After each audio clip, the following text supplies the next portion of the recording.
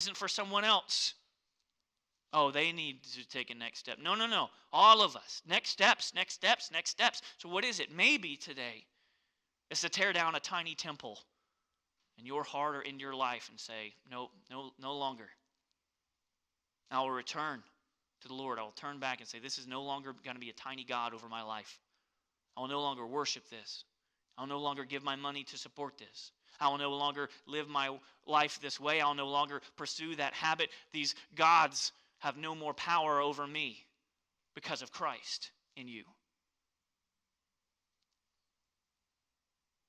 Jesus cannot be simply added on to our life. He is life. And it is this God that we are called to worship.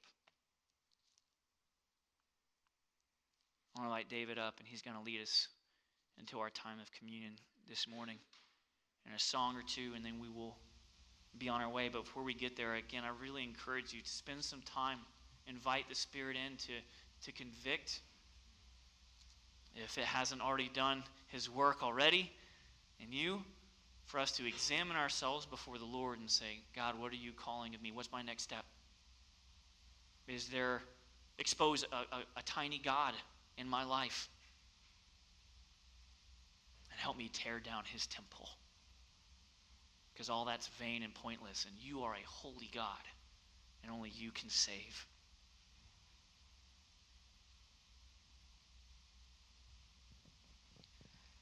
Good morning, church.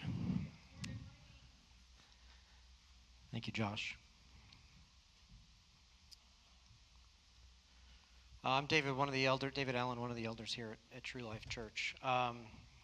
Josh mentioned it earlier at the beginning of the message. If the band wants to come on up, that'd be great. This week, Monday, this past Monday, a group of guys went and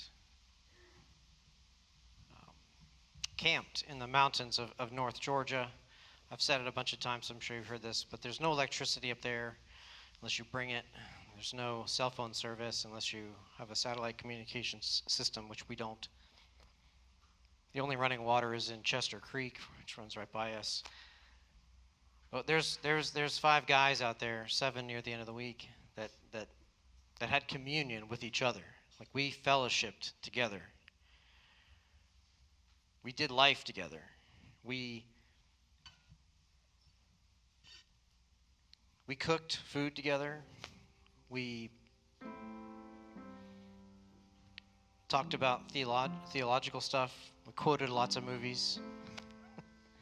Told jokes.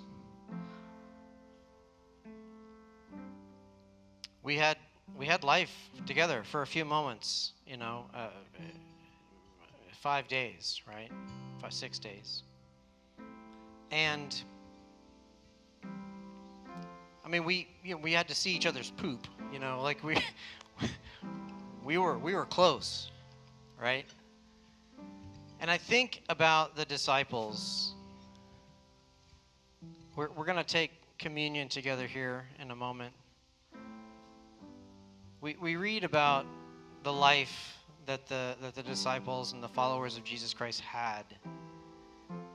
And we see in the books of Matthew, Mark, Luke, and John that story told from their perspective.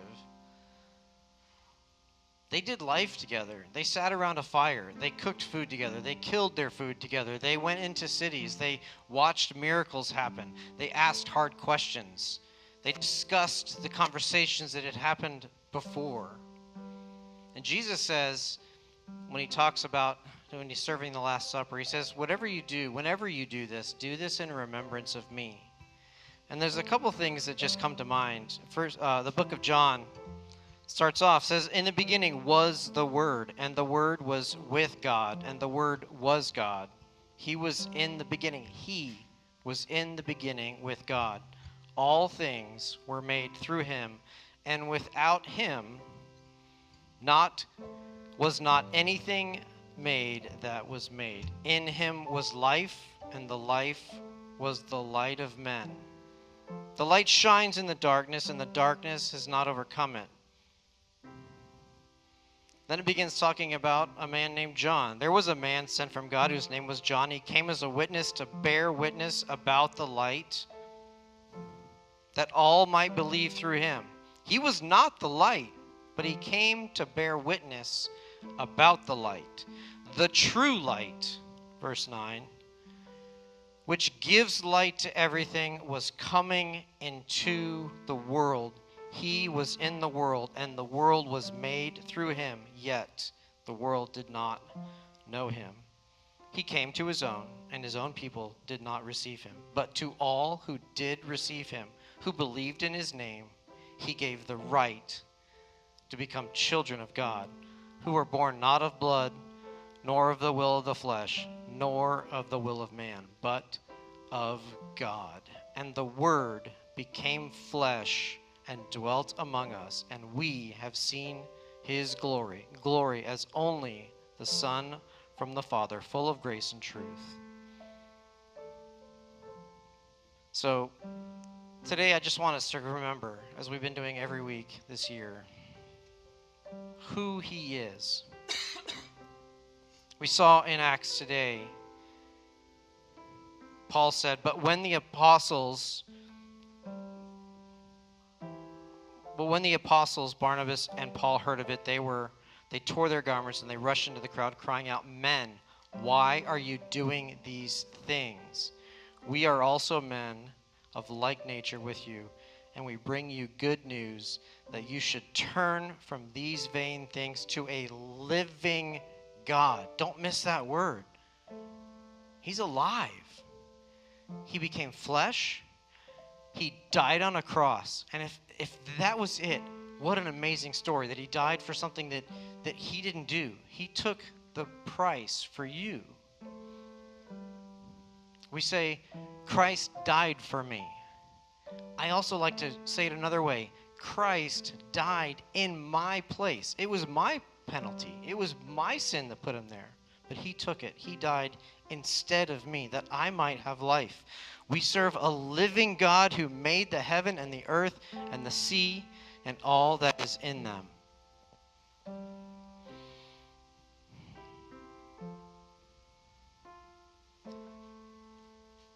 So, Christian, we're going to partake.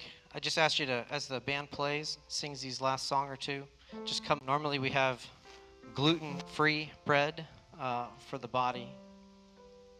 We don't have any of that today. We have very glutinous croissants. So take or leave.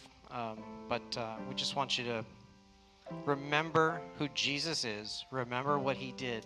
Remember the life that he lived here as a man. The death that he endured for my sake and for your sake. And the fact that today he is sitting at the right hand of God the Father Almighty in heaven, preparing a place for us as followers of Jesus Christ. Come and take.